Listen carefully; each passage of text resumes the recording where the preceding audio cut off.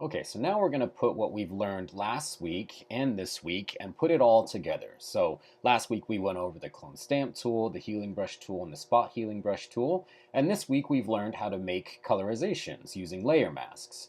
So now in these two exercises here for the week, you're going to put all of these skills together. You're going to restore these images, and then you are going to colorize them. So we've learned how to do that in the last exercise, and I'd like you to go about this in this way. So I'd like to be able to see your restored image. So I've gone ahead and done this one here. So I can turn that on and I can see. So the restoration here is pretty easy. It's not too bad, but you're going to have to use whatever tools you think are needed, right? So whether you're using the clone stamp tool or the healing brush tool, we're going to get that image nice and repaired. And then with the colorization, I'd like you to use only layer masks and the brush tool.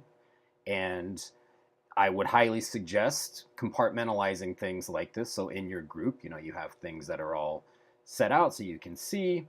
And if we see, that's the colorization that I did. And I could probably tweak this a little bit more, but I'm pretty happy with it. It's, the skin tone is the one thing that, like I, kind of told you in that last boy image, I'd like you to try to find this image with your eye, right? Just really look and see what the image looks like.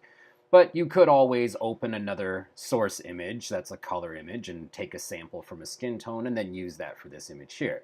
But I'd like you to try to do this all by sight, right? Just looking at the image and picking the colors that you feel are the most adequate. So pay attention to where edges meet and be using your flow and opacity to adjust things in different hardnesses where things blend, right? Remember the order of your layers, right? Top down, so you can have these hue saturation layers, right? Some on top of the others if you want to establish a priority.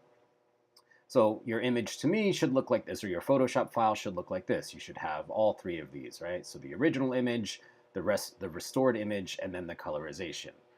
Same thing for the gentleman here, right? So we have the original image and then the restored image. You can go ahead and crop that border. That's this ugly border right here, unless you really feel inclined to clean that up with the clone stamp tool or something. But I would say just delete that, but this one is a little bit trickier.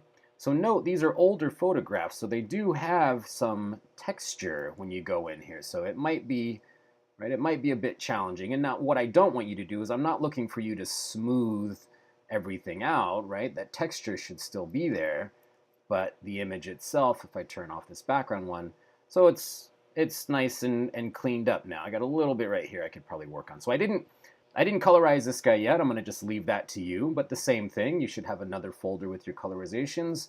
And I'm really going to be looking at how natural these colors look, right? I don't know how often you would actually be colorizing black and white photos, but I find these exercises to be really helpful just as far as getting more familiar and more precise and refined with these tools, right? With layer masks, with your brush tools, with your selection tools, with your adjustments. So I'm going to be looking at essentially how naturalistic these images look, okay?